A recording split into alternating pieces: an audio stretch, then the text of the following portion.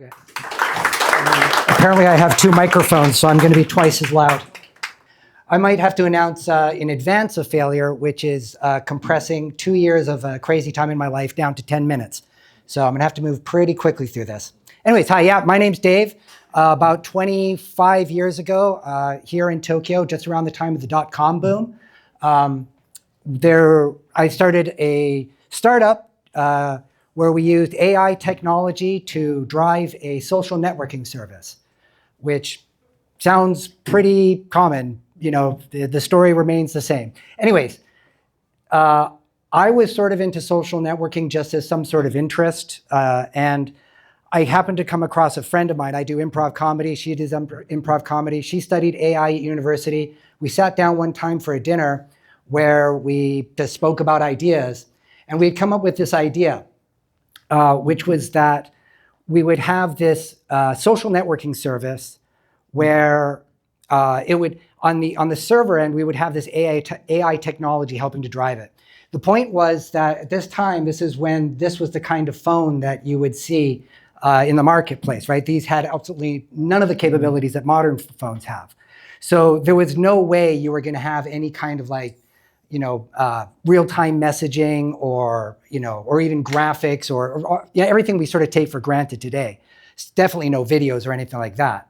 The power of these phones was so small. So what we thought we would do is we would create a service where you would have like a little character on the phone, a little avatar of yourself essentially.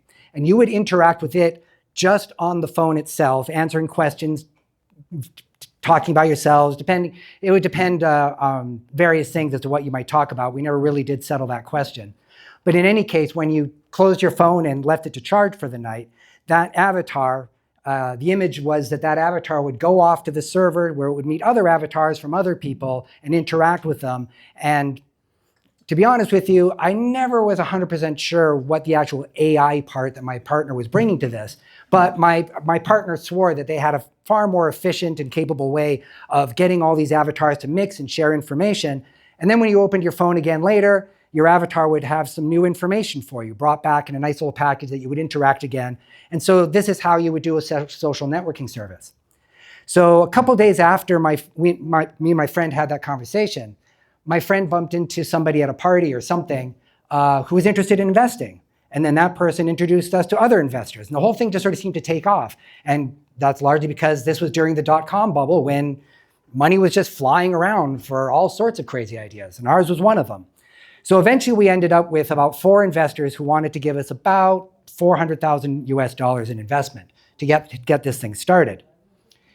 Just like days before they were going to sign on the dotted line, I was at another party event mixer thing talking to another person who's involved in this kind of service. And they said, oh, and I was telling him about our service. And he said, oh, a social networking service.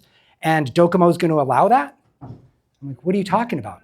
Now, one of the things that was important was that at the time, Docomo had about an 80% market share in Japan.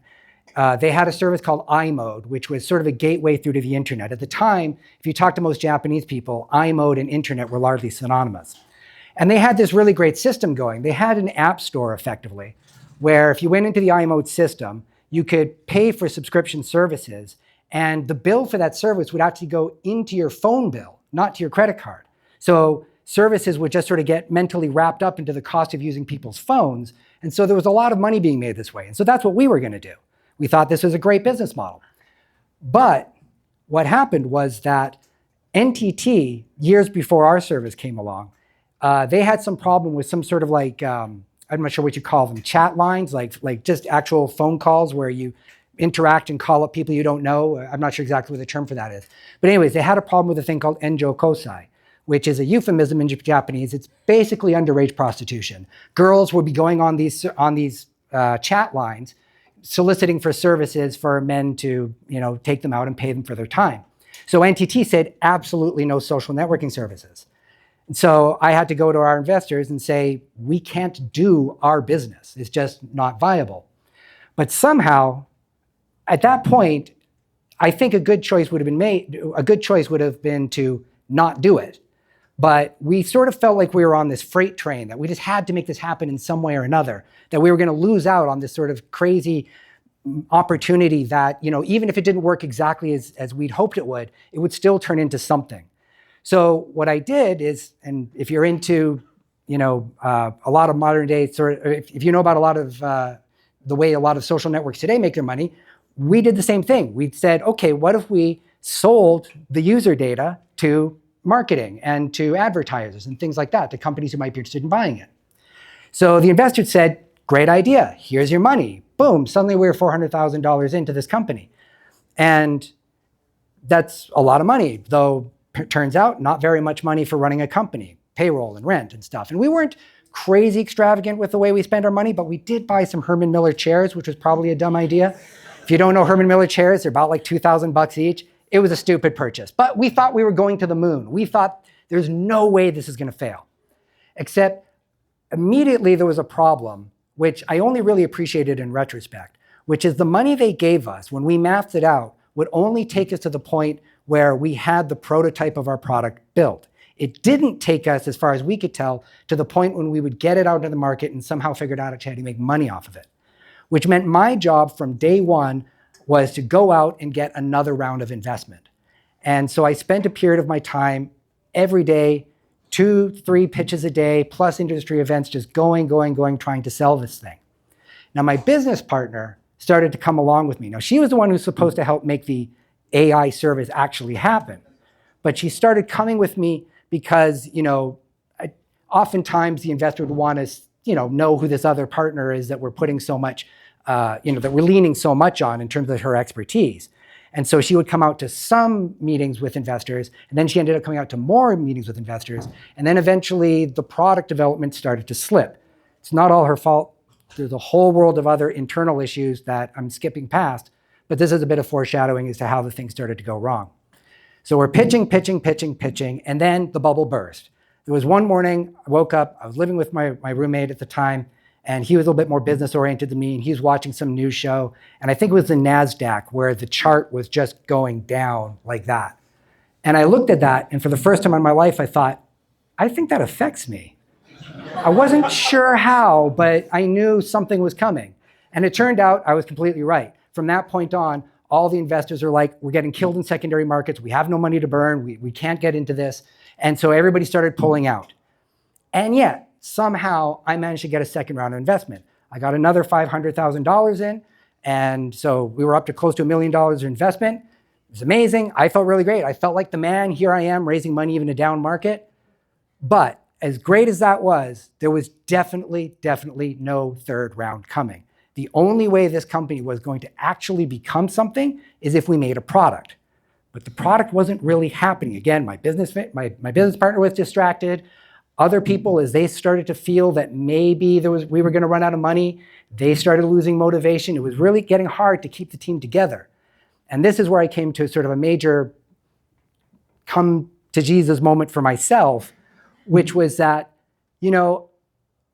I really like the raising money and getting out there and selling this and being the vision guy. And I think I can take some credit for actually putting together the team and making this whole thing happen.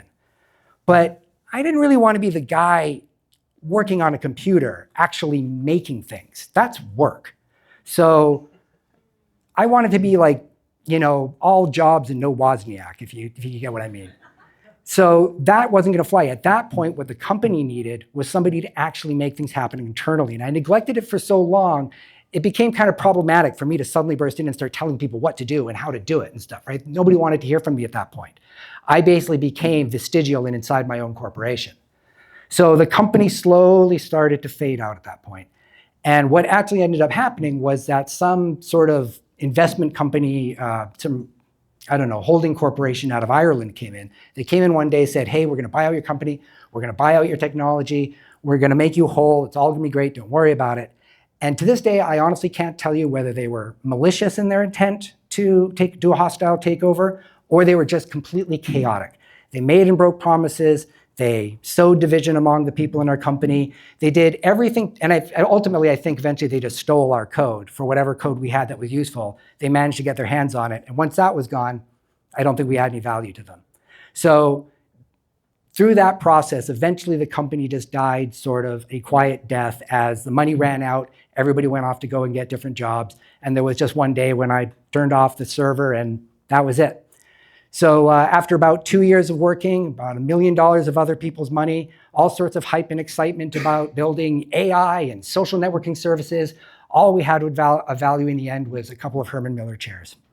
So I think that's probably still a story relevant today, and that's mine. Thank you so much.